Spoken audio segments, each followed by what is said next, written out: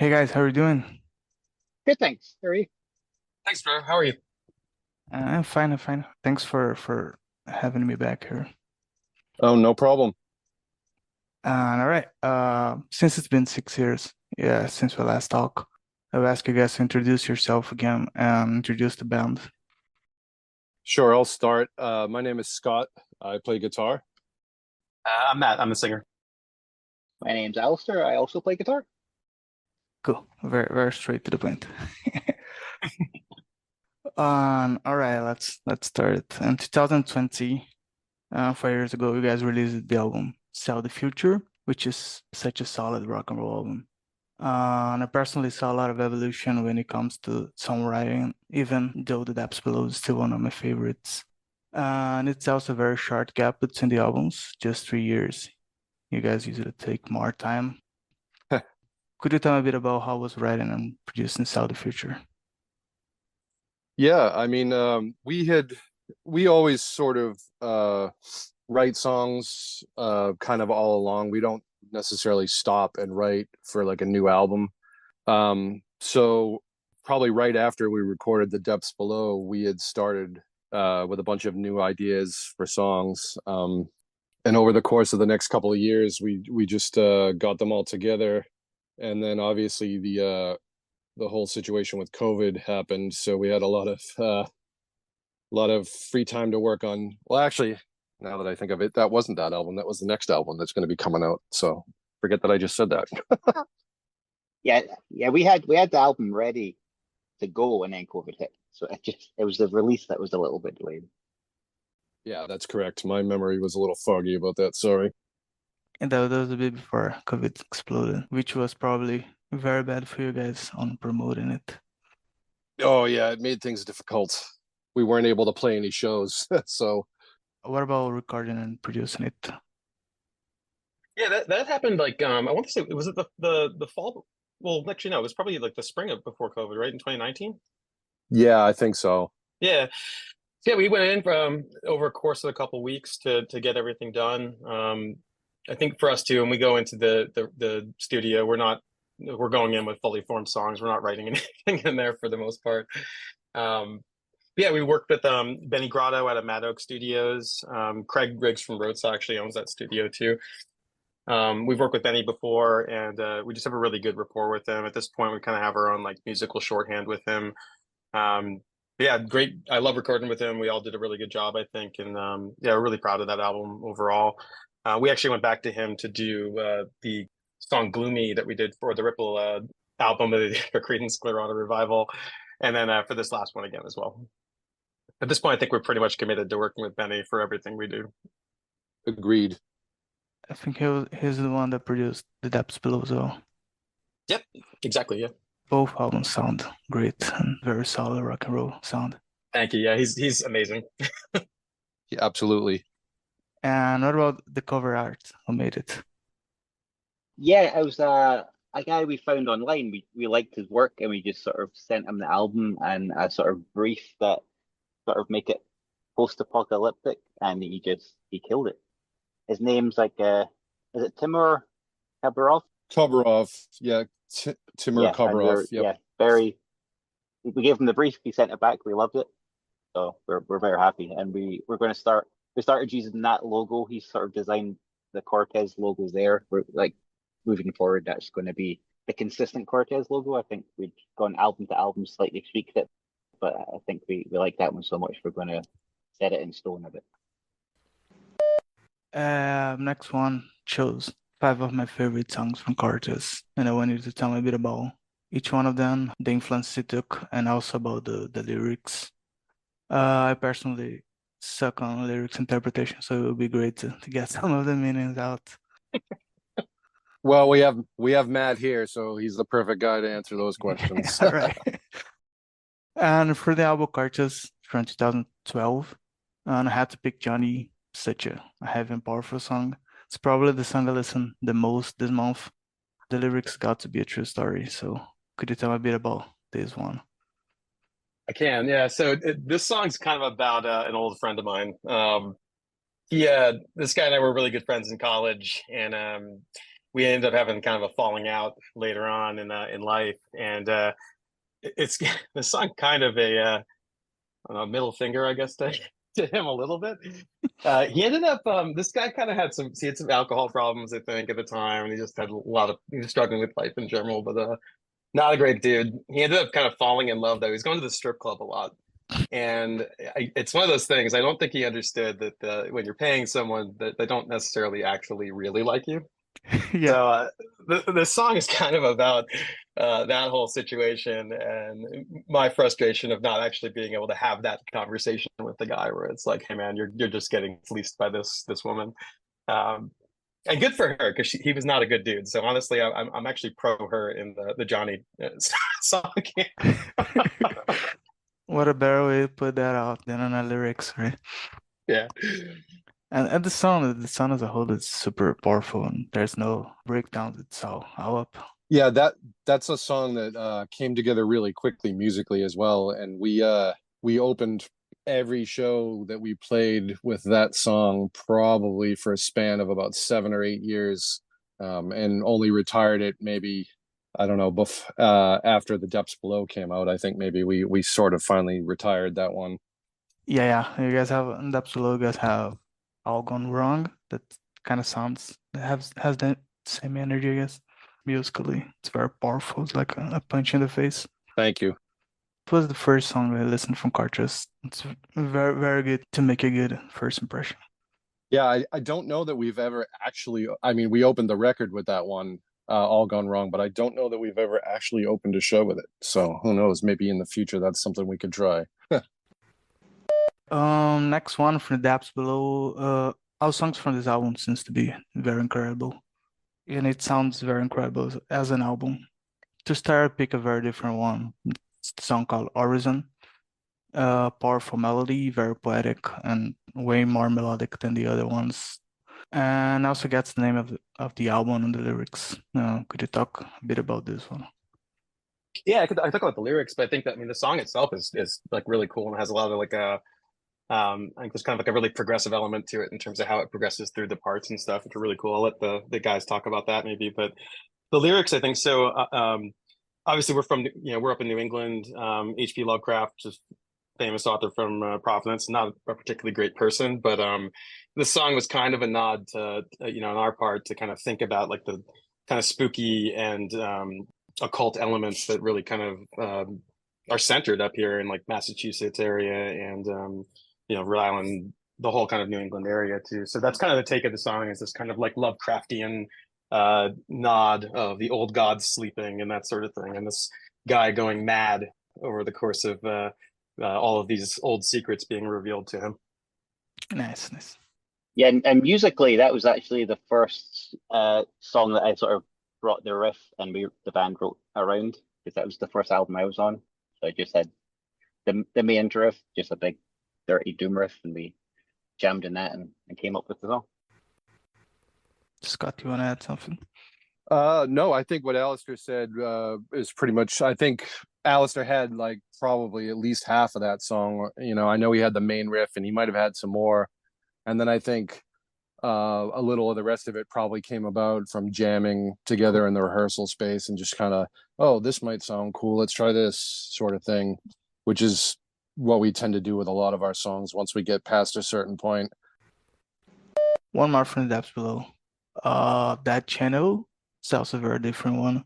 Can see some influence maybe from garage rock or punk on that, and also with a very melodic chorus. Yeah, musically, I don't even know where. I mean, I think the main riff at the beginning was sort of an idea that we had that for some reason I think we at the time we thought it sounded like something Brant Bjork might do on one of his early solo albums after he was in Caius. And then again, that was also one that we sort of kept working on for probably over the course of like a year until we really finally felt like we had the song structure down. It's very different, I think, from most other songs we've done, and I don't really know that we've done anything that kind of sounds like it since, which is something we tend to do sometimes. We try not to limit ourselves when we're writing songs as to like what it should or shouldn't sound like. We just kind of write them until we feel like they're done, and then they sort of take on a life of their own. As far as the lyrics, I think it's something that Matt should probably answer. I think this is like a theme I think I come back to a lot with Cortez, to be honest. Is, you know, there's like definitely an anti-capitalist bent to the song in a lot of ways. I think the other thing I think ultimately is like the song is kind of more or less around like the potential of things like the internet to bring people together and I think organize against kind of like larger things that are happening in the world.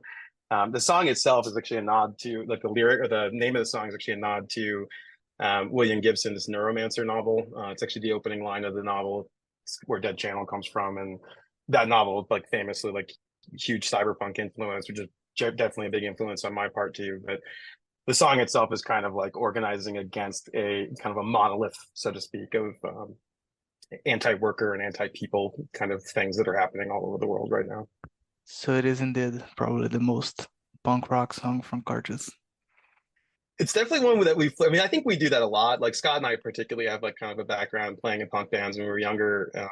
Scott more so than I, but yeah, I think I try to with it, and I think this is one of the things maybe that sets us a little bit apart from some of our colleagues in the doom and stoner world. But I think you know, lyrically, I think I try to approach a lot of our songs with a kind of like that raw kind of punk kind of vibe to it too, and I think that makes its way into our music quite a bit, I think too as well.